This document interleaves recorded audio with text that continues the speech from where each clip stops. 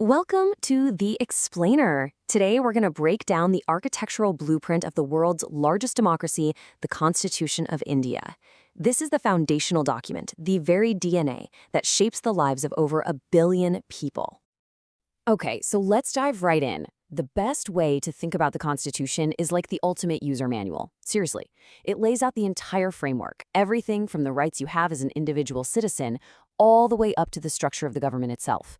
It's the one rule book that everyone, and I mean everyone, including the government, has to follow. So here's our game plan for this explainer. We're going to start with the preamble. That's the nation's big promise. Then we'll get into how India and its citizens are actually defined. After that, we'll cover your fundamental rights. This part's a big deal. We'll also touch on principles and duties, look at the government's blueprint, and finally, we'll talk about how this old document stays so incredibly relevant today. All right, every great blueprint has to start with a mission statement, right? A declaration of what it's all about. For the Indian Constitution, that's the preamble. You can think of it as the very soul of the entire document. It famously kicks off with 3 powerful words: "We, the people of India." Now, that's not just some fancy poetic language. No way. It's a massive declaration that the ultimate power, the sovereignty of the nation, rests with its citizens, not with some king or any foreign power. It sets the stage for the country's entire identity. First up, it declares India to be sovereign. What does that actually mean? Well, in simple terms, it means India is its own boss. It's in charge of its own affairs, both at home and on the world stage, without anyone else calling the shots. Next, the preamble talks about the ideal of a socialist society. Now, this doesn't mean what you might immediately think. In the Indian context, it's not about the state owning everything. It's a deep commitment to social and economic justice. It's about ensuring the welfare of the people and trying to close the gap between the rich and the poor. The word secular is absolutely crucial here. It means the state does not have an official religion. You, me, everyone is totally free to believe in, practice, and share their own faith. And the government has to treat every single religion with equal respect.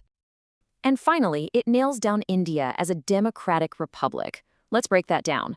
Democratic because the government is chosen by the people through elections, and republic because the head of state, the president, is also an elected official, not a king or queen who inherits the throne.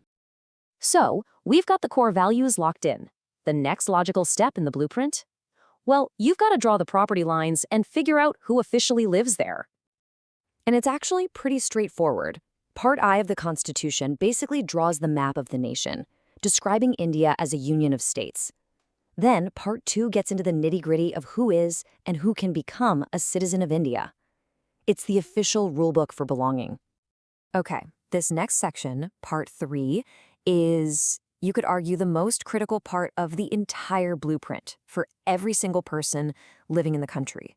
This is where the Constitution stops talking about big ideas and starts making direct, solid promises to you. This right here, this is the bedrock. Article 14's promise of equality isn't just a nice thought, it's a legal shield. It's one of the most powerful, non-negotiable promises that the state makes to every single person. It's about ensuring that everyone can live with dignity.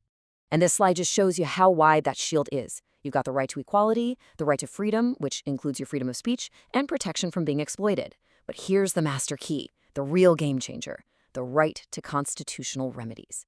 The main architect of the Constitution, Dr. B.R. Ambedkar, called this the very heart and soul of the whole thing. Why? Because it's your personal enforcement button. It gives any citizen the power to go straight to the Supreme Court if their rights are violated. It's the one right that makes all the other rights real.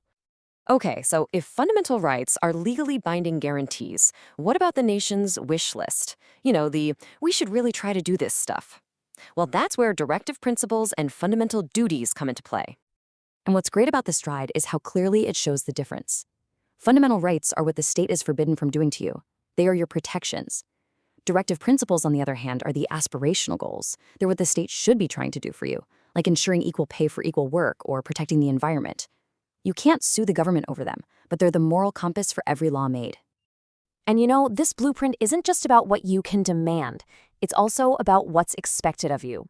Part IVI outlines the fundamental duties for every citizen. These are moral duties like respecting the flag and the Constitution, protecting public property, and promoting a spirit of harmony among all people. So, let's switch gears to the operating manual. We've got rights, we've got duties, we've got principles, but who's actually running the show? How is the whole thing managed? Well, Part V of the Constitution lays out this separation of powers with incredible clarity.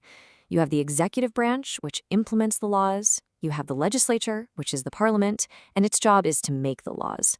And then you have the judiciary, led by the Supreme Court, which interprets those laws and makes sure justice is served. The whole system is designed to create a delicate balance of power, so no one branch gets too powerful.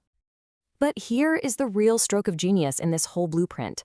It was never meant to be a static relic, carved in stone and put in a museum. Nope. It was designed from day one to be a living, breathing document, one that could grow and adapt with the times. 105. As of 2021, that's how many times the Constitution of India has been amended. And get this, that's not a sign of weakness. It's actually a sign of its incredible strength and flexibility. So here's the bottom line. The original framers were smart enough to build in an update feature. Part XX gives Parliament the power to amend the Constitution. This is what allows this foundational document to tackle new challenges and reflect the changing needs of Indian society, keeping it just as relevant today as it was 70 years ago. And that really brings us to a final, pretty big thought. We have this 70-plus-year-old blueprint guiding a massive, incredibly diverse nation of 1.4 billion people.